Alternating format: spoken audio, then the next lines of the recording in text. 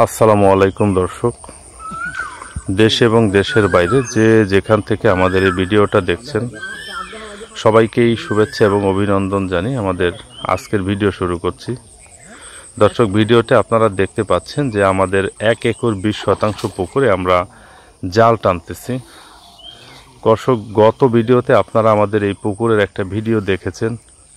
দর্শক, আমাদের এই পুকুরটার গভীরতা 10 ফিট এবং এটা 1 একর 20 শতাংশ জায়গার উপরে আমাদের এই পুকুরটা আছে।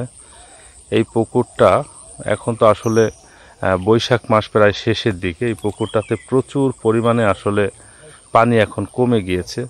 পানি কমে যাওয়ার পরও এখনও মাঝখানে প্রায় 8 ফিটের মতো পানি আছে এবং কিনারা থেকে পানি তো অনেকটা নিচে নেমে গিয়েছে। তারপরও সব মিলিয়ে প্রায় 120 শতাংশ পুকুরটা কিন্তু বর্তমানে হয়তো 100 শতাংশ বা 90 শতাংশ এরকম পরিমাণে জায়গা আছে। তো দর্শক, এই পুকুরটার চারপাশ দেখেন যে গাছপালায় কীরকম ঘিরে আছে। এরকম গাছপালা আচ্ছন্ন পুকুরে সাধারণত বাণিজ্যিক মাছ চাষ ব্যবস্থাপনা আসলে ওইরকম একটা ভালো হবে না। আর ভালো হলেও আসলে যখন মাছের প্রচুর উৎপাদন হয়ে যাবে তখন কিন্তু আসলে একটা রিস্ক থেকে যাবে। এই জন্য আমরা যেটা করি, এই সকল পুকুরে আমরা বড় সাইজের পোনা, ছোট পোনা, নানান ধরনের পোনা উৎপাদন করি। সেক্ষেত্রে পোনা উৎপাদনের ক্ষেত্রে খুব একটা রিস্ক আসলে থাকে না। তো দর্শক, যারা নিয়মিত আমাদের ভিডিওটা দেখেন, আমাদের ভিডিও যারা নিয়মিত দেখেন তারা আপনারা অবশ্যই অবগত আছেন যে আমরা কিন্তু সবসময় নদীর মাছটা নিয়ে কাজ করি। বিশেষ করে আমরা জ্যৈষ্ঠ আষাঢ় মাসের দিকে আমাদের নদীতে যখন মাছের ডিম ছাড়ে তখন আমরা নদী থেকে রেণুটা সংগ্রহ করে ছোট ছোট পুকুর, ধরেন 1 বিঘা 1.5 বিঘা পুকুরে আমরা প্রথমে পোনা করি। সেই পোনাগুলোকে আমরা ট্রান্সফার করে কয়েকটা পুকুরে 1 বছরের মতো নার্সিং করি। নার্সিং করার পরে দেখা যায় যে মাছগুলো যখন 6টা 7টা 8টা 5টা এরকম কেজি হয়ে যায়, এভারেজে 10টা, তখন আমরা সেখান থেকে বেছে বেছে মাথার মাছগুলো এনে এইরকম পুকুরে সুন্দর করে প্রস্তুত করে আমরা এরকম পুকুরে আবার শতাংশ হিসাব করে, গভীরতা হিসাব করে, মাছের উৎপাদন ক্ষমতা সব কিছু মাথায় রেখে আমরা এরকম পুকুরে ছাড়ি। তো ছাড়ার পরে মাছের সাইজ হিসেবে দেখা যায় যে 4 মাস, 5 মাস বা 6 মাস যখন যেরকম প্রয়োজন তখন তো এরকম কালচার করি। তো কালচার করলে অ্যাভারেজে 600 গ্রাম, 700 গ্রাম, 800 গ্রাম, 500 গ্রাম, 1 কেজি, 1.5 কেজি নানান পদের সাইজ আসলে হয়।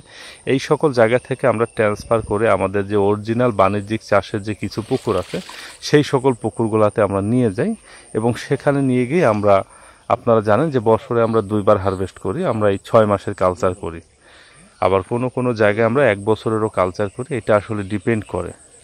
তো দর্শক, এরকম বড় পুকুরে, বিশেষ করে 1 একর সাইজের পুকুরে বড় সাইজের পোনা উৎপাদনের কিন্তু আসলে সুবিধা হয়। তো যদিও এই সকল পুকুর একটু গাছপালা লতা পাতায় ঘেরা এবং পুকুরে প্রচুর পাতা, ফুল, ফল অনেক কিছু পড়ে, কিন্তু তারপরেও কিন্তু খুব একটা সমস্যা হয় না। তো দর্শক, গত 1.5 মাসের মতো হবে বা 1.5-2 মাস আগে আমাদের পাশেই একটা পুকুরে আসলে কিছু পোনা স্টকে ছিল, পানি অনেকটা কমে গিয়েছিল। তা আমার লোকেরা এনে এই পুকুর থেকে সব মাছ ধরে নেওয়ার পরে এইটার ভিতরে রেখে দিয়েছিল। মানে নানান ধরনের মাছ, দেশি সরপুঁটি, টাইটকেনি, কালীবাউস, তারপরে হচ্ছে মৃগেল, রুই, কাতলা, নানান ধরনের মাছ। আসলে কত ধরনের মাছ যে ছিল তার কোনো ঠিক ছিল না। সেই মাছগুলোকে এনে এই পুকুরটাতে ওরা রেখেছিল। তো রাখার পর যেটা হয়েছে যে 2 মাসের মতো খাবার দিয়েছিল কিছু কিছু করে, খুব বেশি পরিমাণে না। তো এইখান থেকে অনেক মাছ আমরা গত 3 দিন এইখান থেকে ধরিয়ে কিছু মাছ আমরা বাজারে বিক্রি করেছি এবং কিছু মাছ আমরা আমাদের অন্য প্রজেক্টে নিয়ে রেখেছি। তো দর্শক, চাষ ব্যবস্থাপনা এমন একটা জিনিস যে সম্পূর্ণ বিষয়টা যদি ক্লিয়ার করে, মানে পুকুরটাকে একদম সুন্দর করে অবাঞ্ছিত মাছ নিধন করে, যেহেতু নদীর মাছের সাথে নানা ধরনের মাছ থাকে, নিধন করে বিষ প্রয়োগ করে যদি আসলে সবসময় মাছ ছাড়া যায় তাহলে যেটা হয় যে মাছের উৎপাদনটা ভালো হয়। তো দর্শক, যেহেতু আমি বলেছি যে আমাদের এই পুকুরটাতে নদীর কালীবাউস এবং মৃগেল, রুই, কাতলা এই ধরনের মাছ হয়। তো কালীবাউস মাছটা কিন্তু সহজে জালে আসতে চায় না। তো এই জন্য আমরা যেটা করি যে মাছ ধরে নেওয়া শেষ হয়ে গেলে যখন দেখি যে জালে আর মাছ আসে না, তখন শতাংশ প্রতি এই রকম পুকুরে, বিশেষ করে আমাদের এই পুকুরটাতে আমরা 2 কেজি করে খোল দিয়ে দিয়েছি গতকালকে 11টার দিকে, বেলা 11টায় সরিষার যে খৈলটা আছে, অরিজিনাল যে খৈলটা, মিলে যে খৈলটা ভাঙে সেইখান থেকে টাটকা যে খোলটা, সেই খোলটা এনে আমরা 2 কেজি করে দিয়ে দিয়েছি। এবং আপনারা দেখেন যে এখন সকালবেলা ভোরবেলা এখনও কিন্তু চতুর্দিকে ভালোভাবে আসলে পরিষ্কার হয় নাই। দেখেন দর্শক, মাছ কিন্তু বেশি গেছে। এগুলা দেখেন সব কালীবাউস মাছ, একদম কিনারায় চলে আসছে। দেখেন দর্শক, কালীবাউস মাছ এগুলো সব। আপনারা, আমি ফোন দিয়ে ভিডিও করতেছি, সম্পূর্ণ দেখতে পারতেছেন কিনা আসলে আমি শিওর না। দর্শক, এই মাছগুলা দেখেন যে সব কালীবাউস মাছ ভেসে গিয়েছে। যদি ভেসে নাও যায়, এখন ধরেন মাঝখানে পানি আসতে 8 ফিট, কিনারা দিয়ে কিন্তু পানি কম, কোথাও হচ্ছে 3 ফিট, 4 ফিট, 5 ফিট, একেবারে কিনারায় 1 ফিটও নেই, তারও কম হতে হতে মাঝখানে গিয়ে বেশি আসছে। তবে আষাঢ় শ্রাবণ মাসে আমাদের এই পুকুরটা 12-13 ফিটের মতো গভীরতা হয়ে যায় এবং কিনারায়ও এবারে যে প্রায় 6 ফিটের মতো পানি থাকে। তখন আসলে উৎপাদন ক্ষমতাটা ভালো থাকে দর্শক। তো দর্শক, একটু খেয়াল করে দেখেন যে সব মাছ ভেসে গিয়েছে। দেখেন এখানে প্রচুর পরিমাণ দেশি সরপুঁটি, টাইটকেনি এবং এইগুলা সব কালীবাউস মাছ এবং মৃগেল মাছ আছে কিছু, কারণ মৃগেল মাছটা তো ওইভাবে আসলে চাষ করি না আমরা। তারপরও কিছু দিয়েছিল, মোটামুটি ভালো সাইজ হয়ে গিয়েছে। তো দর্শক, অনেক চাষি ভাইরা আছেন যে ফোন কল করে প্রশ্ন করেন যে ভাই মাছ কিভাবে ভাসাবো, মানে মাছ জাল টানলে ওঠে না। তাদের জন্য আমাদের এই পরামর্শ দর্শক, যদি মাছ উঠতে না চায় তাহলে আপনারা এরকমভাবে শতাংশ প্রতি যদি পুকুরের গভীরতা হিসাব করে আসলে খোলটাকে দিতে হবে দর্শক।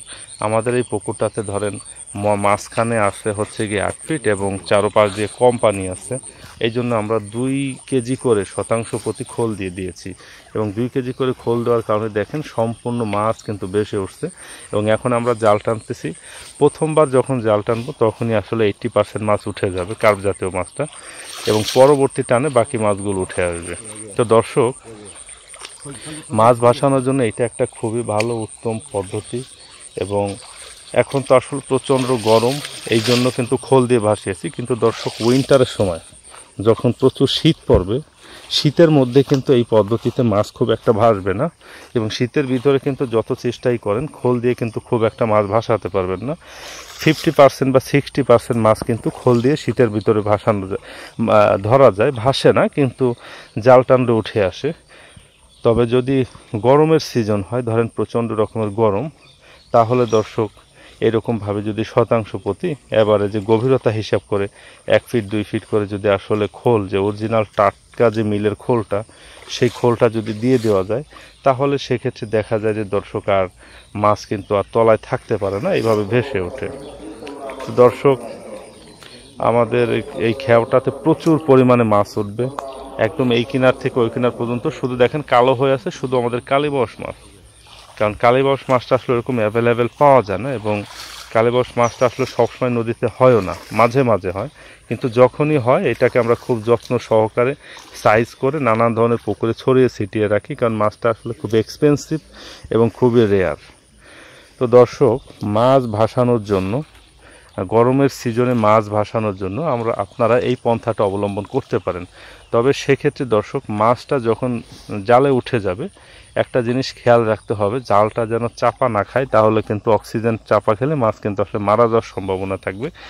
এবং এই পুকুরের ভিতরে মাছ বেশি সময় কিন্তু রাখা যাবে না। জালে ওঠার সাথে সাথেই পাতিলে করে এই পুকুর থেকে যত দ্রুত সম্ভব পাশাপাশি অন্য একটা পুকুরে ট্রান্সফার করে ফেলতে হবে এবং সেই পুকুরে ট্রান্সফার করে সেইখানটাতে বড় করে হাঁপাটা নিয়ে সেটার ভিতরে রাখতে হবে।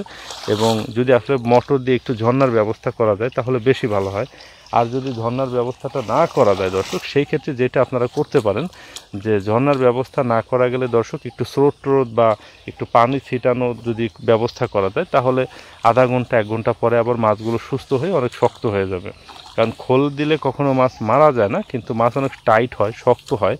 তবে যদি দর্শক আবহাওয়া বেশি খারাপ থাকে, মেঘলা ভাব থাকে, অথবা যদি এরকমটা হয় যে মাছের পরিমাণ বেশি থাকে, পুকুরের অবস্থা খারাপ থাকে, তাহলে অনেক সময় মারা যায়। দর্শক দেখেন, আমাদের পুরো জায়গাটা নিয়ে শুধু মাছ আর মাছ। এই দেখেন মাছ শুধু ভেসে আছে, এগুলা কিন্তু দর্শক সব কালীবাউস মাছ। দেখেন ভেসে আছে সব কালীবাউস মাছ, এবং কিছু মাছ মারা যেতে পারে, এটা নিয়ে আসলে চিন্তা করার কোনো কারণ নাই। তবে অল্প সংখ্যক মাছ মারা যাবে, খুব যে একটা বেশি পরিমাণ মাছ মারা যাবে তা না। তো দর্শক, জাল টানা শেষ করার পর আমি আপনাদেরকে দেখাচ্ছি যে আসলে কি পরিমাণ মাছ আমাদের জালে উঠে আসে। দর্শক দেখতে পাচ্ছেন এগুলা সম্পূর্ণই হচ্ছে এখানে 80% আছে হচ্ছে কালীবাউস আর দেশি সরপুঁটি মাছটা, কিছু কিছু মৃগেল দেখা যাচ্ছে, তবে কালীবাউসের সংখ্যাটাই বেশি।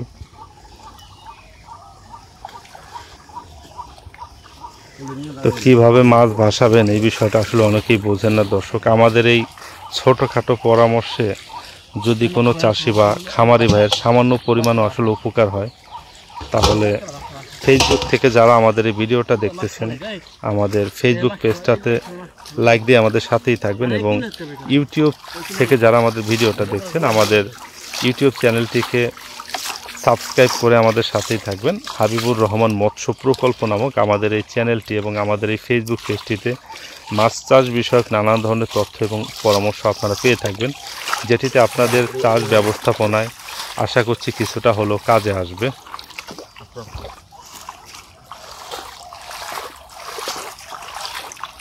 এই চালু করতে হবে, লেট কিন্তু করা যাবে না, যত দ্রুত সম্ভব এইখান থেকে ওই পুকুরে ট্রান্সফার করে ফেলতে হবে।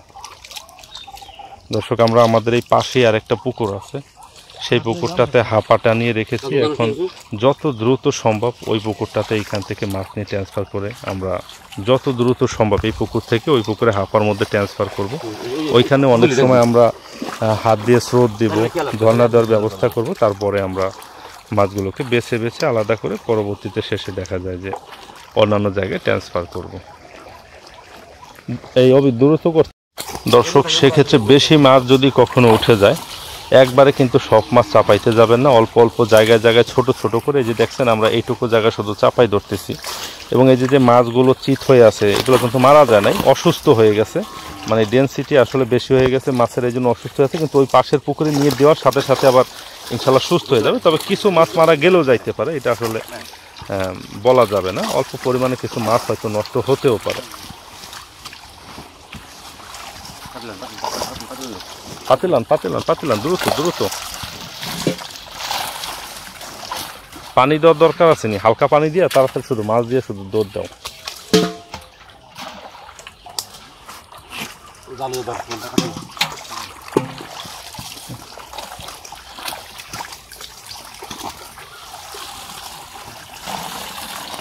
ময়লা বাঁচতে গেলে মাছ মরে যাবে, কিন্তু পাঠাও আগে, তারপর ওই হাঁপার ভিতর নিয়ে ময়লা বাঁচা যাবে, শুধু কাদা দিও না।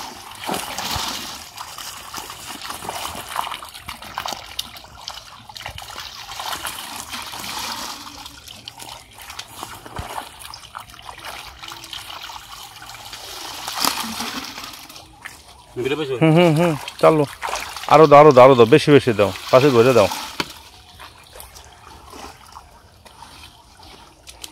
ওই হাঁপার ভিতরে কি কনার ইট দেওয়া হয়েছে? হ্যাঁ, ইট টিট কিছু দিছো ওই কনারে? টান দিয়ে বেশি পানিতে নামাই দিও তো, চালু করতে হবে, সময় নাই।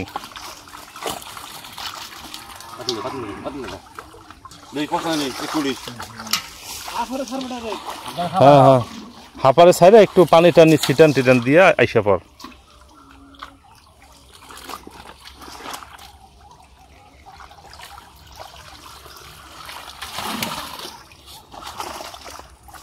দর্শক দেখতে পাচ্ছেন মাছগুলো বেশিরভাগই হচ্ছে কালীবাউস, দেশি সরপুঁটি এবং হচ্ছে মৃগেল মাছটা আছে অল্প পরিমাণে।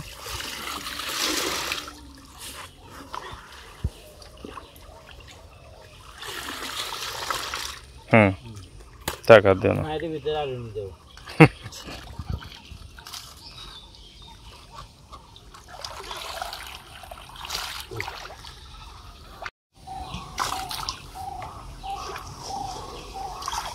আস্তে দেখে সাবধানে যায় না। এই কাশেম ভাই চালু আসেন।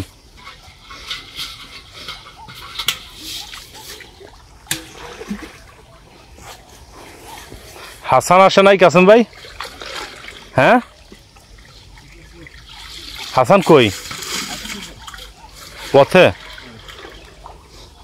আপনার সাথে নিয়ে আসবেন না?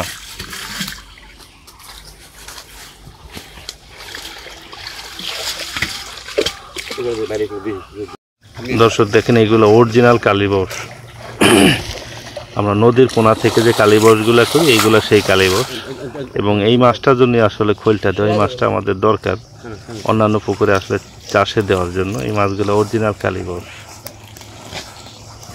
ম্যাক্সিমামই কালীবস মাছ।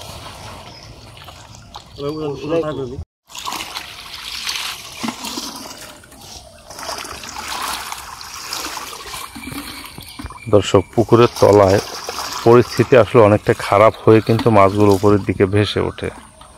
তো এই জন্যই কিন্তু আসলে মাছ অনেক সময় মারাও যেতে পারে।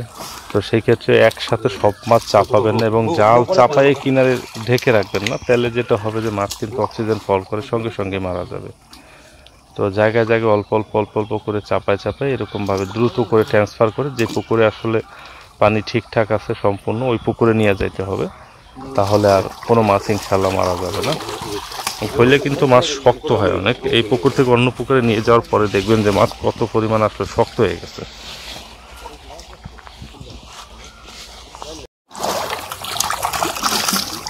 চালু করে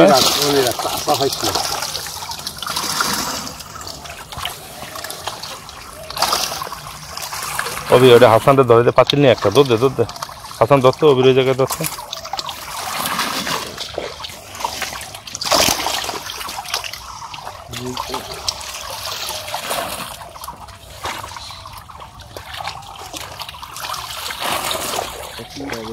বেশি কালীবস না, কালীবসই দরকার।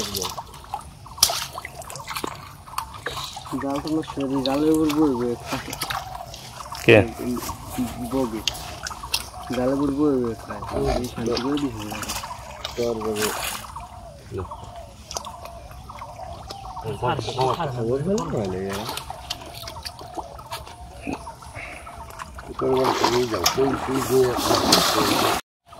দর্শক, একবার জাল টানা শেষ করলাম।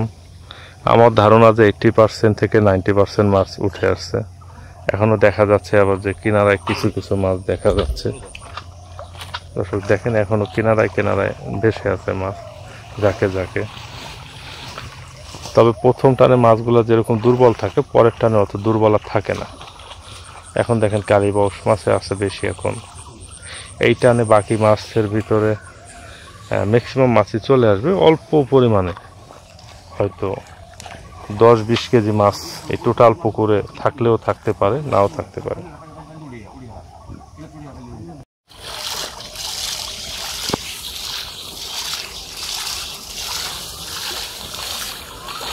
দর্শক দেখতে পাচ্ছেন যে আমাদের কাশেম ভাই কিন্তু হাত দিয়ে পানি ছিটা দিচ্ছে। আসলে এই পুকুরটাতে তো ঝর্ণার এরকম ব্যবস্থা করার অপরচুনিটি নাই, মোটর দিয়েও স্রোত দেওয়ার অপরচুনিটি নাই। এই জন্য মাছটা দিয়ে সাথে সাথে এরকমভাবে মাছটাতে একটু অসুস্থ হয়ে আসছে, একটু দুর্বল হয়ে আসছে। এই জন্য এরকমভাবে পানি ছিটা দিলেই দেখেন যে মাছ কীরকম সুস্থ হয়ে যাচ্ছে। মাছ কিন্তু এখন আর বেশি নেই। তো আমাদের এই পুকুরটা, আমাদের ওই যে পাশে যে পুকুরটা দেখতেছেন, ওইটা থেকে কিন্তু মাছগুলো এনে এই পুকুরে দিলাম। কাছে থেকে কাছে এনে দেওয়ার কারণে কিন্তু মাছের যে ক্ষয়ক্ষতির সম্ভাবনা সেটা কিন্তু কম হয়েছে। এরকমভাবে হচ্ছে দর্শক পানি ছিটা দিতে হবে, তাহলে যে মাছগুলো একটু দুর্বল হয়ে আসবে সেগুলো পানি ছিটার সাথে সাথে সুস্থ হয়ে যাবে।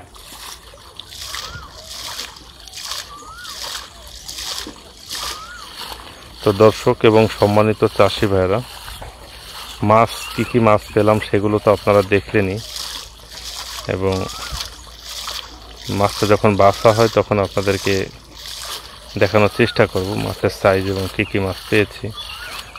তো দর্শক, ইদানিং ভিডিওগুলো একটু বড় হয়ে যাচ্ছে, কারণ অনেক শর্ট ভিডিওতে আসলে সব বিষয়গুলো ওইভাবে কিন্তু আসলে এক্সপ্লেইন করা সম্ভব হয় না। অনেক শর্ট ভিডিওতে সব কিছু আসলে আপনাদেরকে বোঝানো যায় না বা সব কিছু বলা যায় না, এই জন্য ভিডিওটা ইদানিং একটু লং হয়ে যাচ্ছে। তো যাদের আসলে মাছ চাষ ব্যবস্থাপনার প্রতি আসলে আগ্রহ আছে এবং যাদের প্রয়োজন, তারা লং হোক বা শর্ট হোক এই ভিডিওই দেখবে আমার ধারণা।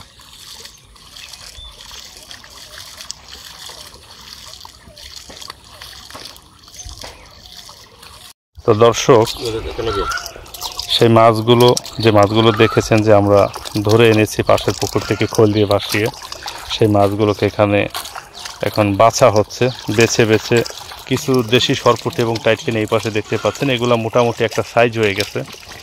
এগুলা আসলে পুরনো মাছ, তো দেশি সরপুঁটি মাছটা সাধারণত পুরনো মাছটা, যে মাছটার আসলে ডিম চলে আসে ওই মাছটা খুব একটা বাড়ে না, এই জন্য এই মাছটা রাখতেছি না। তারপরও যে মোটামুটি খুব একটা খারাপ সাইজ হয়েছে তা না, মোটামুটি ভালোই সাইজ হয়েছে। এই মাছগুলোকে এখন আমরা বাজারে বিক্রি করে দেব। দেখতে পাচ্ছেন এগুলো সব দেশি সরপুঁটি এবং টাইটকেনি মাছ। এই মাছগুলো এখন বাজারে বিক্রি করে দেওয়া হবে এবং এইখান থেকে বেছে বেছে আমরা কালীবাউস মাছগুলোকে রেখে দিচ্ছি। দর্শক, কালীবাউস মাছগুলো আমরা অন্য পুকুরে ছেড়ে দেব, কারণ আপনারা জানেন যারা নিয়মিত আমাদের ভিডিও দেখেন যে আমরা কিন্তু পুকুরের তলায় কিন্তু মৃগেল মাছটা আমরা কখনোই ছাড়ি না, ছাড়লেও খুব সংখ্যায় কম ছাড়ি। এবং মিরর কাপটা আমাদের চাষ ব্যবস্থাপনায় আমরা চাষ করি না। আমরা রুই কাতলা জাতীয় মাছের সাথে, দেখি মাছগুলো একটু দেন তো দর্শক। এইগুলা দেখেন অরিজিনাল কালীবাউস, এগুলো সব কিন্তু নদীর মাছ, এখানে একটা মাছও হ্যাচারির নাই। এই মাছগুলো অরিজিনাল নদীর মাছ। আমরা নদীর যে পোনা করি সেই পোনা থেকে কষ্ট করে সংগ্রহ করে এই মাছগুলোকে বড় করে আমরা অন্য পুকুরে ফাইনাল কালচারে দিই। অরিজিনাল কালীবাউস মাছের একটা বৈশিষ্ট্য দর্শক, এই মাছটা দেন তো একটু, এটা বড় আছে তো বোঝা যাবে। এই মাছটা একটা জিনিস খেয়াল করেন, দেখেন যে দুই পাশে দুইটা মোচ আছে এবং দেন ওইগুলো রেখে দেন। এবং একটা জিনিস খেয়াল করেন যে এই মাছটার পর পাখনাগুলো, এর দেহের যে আয়তন সেই হিসেবে পর পাখনাগুলো একটু সাইজে বড় এবং দুই পাশে দেখেন দুইটা মোচ এবং এর কালারটা একটু ধূসর বর্ণের, ছাইয়া ছাইয়া টাইপের কালার। এটাই হচ্ছে অরিজিনাল কালীবাউসের বৈশিষ্ট্য।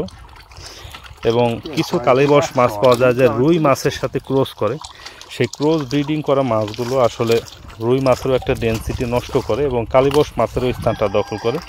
সেক্ষেত্রে আমরা কখনোই ক্রস যে কালীবাউস মাছটা সেটা আমাদের পুকুরে ছাড়ি না, আমরা এই অরিজিনাল কালীবাউস মাছটাই ছাড়ি। তো দর্শক, অরিজিনাল কালীবাউস মাছটা পরিমাণ একটু বেশি ছাড়লে বড় হইতে একটু কষ্ট হয়, কিন্তু টেনে টুনে যদি আসলে একটু 1 কেজি বা 1.5 কেজি সাইজে নিয়ে যাওয়া যায় তাহলেই দেখা যায় যে খুব ভালো একটা প্রাইস পাওয়া যায় বাজারে। তো দর্শক, অনেক চাষি ভাইরা প্রশ্ন করতে পারেন যে ভাই আপনি যে পুকুরে যে শতাংশ প্রতি 2 কেজি করে 200 কেজি খোল দিলেন, 200 কেজি খোলের দাম তো প্রায় 9,000 টাকা। এখানে বিষয়টা হচ্ছে ভাই যে আমি যে 200 কেজি খোল দিয়েছি এতে আমি প্রায় আজকে আমরা 14-16 পাইলা মাছ পাতিল মাছ পেয়েছি। 16 পাতিলে যদি অ্যাভারেজে 20 কেজি করে হয় তাহলে প্রায় 8 মনের মতো মাছ আমরা পেয়েছি। এখানে প্রায় 2 মনের মতো পেয়েছি, শুধু আমরা 2 থেকে 2.5 মন শুধু কালীবাউস মাছই পেয়েছি, তার বেশি হবে। দেশি সরপুঁটি টাইটকেনি পেয়েছি, কিছু মৃগেল পেয়েছি। এবং দর্শক, এই দেখো এই মাছটা দেখো, হ্যাঁ মৃগেল মাছটা দে দর্শক। দেখেন এটা আমাদের অরিজিনাল নদীর যে মৃগেল মাছ, সেই মৃগেল মাছ। দর্শক একটু খেয়াল করেন যে মাছের শেপটা কত সুন্দর, লম্বাটে টাইপের এবং পর পাখনাগুলো লাল লাল কিছুটা, এবং এর পিঠের যে পরটা দেখেন যে শরীরের আকৃতির থেকে অনেকটাই বড়। এবং নদীর মৃগেল মাছ আপনারা কিভাবে চিনবেন, এটা চেনার আসলে ওইভাবে কোনো স্পেসিফিক আসলে বৈশিষ্ট্য নাই। তবে আমরা যেভাবে সাধারণত বুঝি সেটা হচ্ছে যে মুখটা একটু হ্যাচারির মাছের তুলনায় মুখটা একটু বড় থাকে, মাথাটা একটু চোখা থাকে বেশি এবং শরীরটা একটু লম্বাটে টাইপের হয়, গোল হয় না সাধারণত। এই মাছটা মোটামুটি 6 কেজি 7 কেজি যখন আসে তখন একটু শরীরটা গোল টাইপের হয়, মানে একটু ছড়িয়ে যায়, কিন্তু তার আগে সাধারণত এরকম লম্বা লম্বাই থাকে। 6 কেজি 7 কেজি 8 কেজি যখন হয় তখন দেখা যায় যে একটু শরীরটা একটু চওড়া হয়, তার আগে লম্বা লম্বাই থাকে, এই লম্বাটে টাইপেরই দেখতে হয়। এবং দর্শক, এখন আমরা এখান থেকে বেছে বেছে আমাদের যেই মাছগুলো চাষের রাখার জন্য আমরা রাখবো সেগুলোকে রেখে দিচ্ছি, আর ওই দেশি সরপুঁটি টাইটকেনি মাছ ওইগুলোকে বাজারজাত করে দিচ্ছি। এবং কালীবাউস মাছগুলো, এইগুলো হচ্ছে সোনার হরিণ, এইগুলোকে বেছে বেছে রাখতেছি। এবং অনেক কষ্ট করে কিন্তু আসলে এই কালীবাউস মাছগুলোকে আমি নদী থেকে সংগ্রহ করে আমার চাষ ব্যবস্থাপনার জন্য আসলে করি এবং রাখি। তো দর্শক, যে বিষয়টা কথা বলছিলাম যে অনেক ভাইরা বলতে পারেন যে 200 কেজি খোল আপনি দিলেন, এটা তো এক্সপেন্সিভ হয়ে গেল। বেসিক্যালি ভাই আজকে রাতে ওই পুকুরটাতে আবার আমরা বিষ প্রয়োগ করব, বিষ প্রয়োগ করে অবাঞ্ছিত আর বাকি যে মাছ আছে সব মাছ নিধন করে ফেলা হবে। এখানে যেটা ইম্পর্টেন্ট বিষয় সেটা হচ্ছে যে এই 200 কেজি খোল কিন্তু আমার আসলে লস হচ্ছে না, এই 200 কেজি খোলই কিন্তু আমার প্রাকৃতিক খাদ্য তৈরি হয়ে যাচ্ছে। এই 200 কেজি খোলের ভিতরে এখন আমরা বিষ প্রয়োগ করে নুন চুন দিয়ে অল্প পরিমাণে কিছু যদি সার প্রোবায়োটিক চিটাগুড় এগুলো ব্যবহার করে দিই, তাহলে খুব সুন্দর দুর্দান্ত একটা প্রাকৃতিক খাদ্য হয়ে যাবে। এবং এরপরে যখন 8-10 কেজি সাইজের আমরা রুই কাতলা মাছটা দিব, তখন দেখবেন যে খুব দ্রুতই মাছের একটা গ্রোথ চলে আসবে। মোটামুটি 1 মাসের মধ্যে কিন্তু তেমন একটা খাবারই লাগবে না। তো দর্শক, আমাদের এই ক্ষুদ্র পরামর্শ এবং আমাদের এই তথ্য থেকে যদি আপনাদের কোনো উপকার হয়ে থাকে, তাহলেই কেবল আমাদের ভিডিওটা করার আসলে সার্থকতা থাকে। আমাদের ভিডিওটা যদি ভালো লাগে আমাদের ইউটিউব চ্যানেলটা সাবস্ক্রাইব করে দিবেন এবং আমাদের ফেসবুক পেজ থেকে যারা ভিডিওটা দেখবেন আমাদের ফেসবুক পেজটাকে লাইক করে দিবেন। তো সবাই ভালো থাকবেন, সুস্থ থাকবেন। আসসালামু আলাইকুম।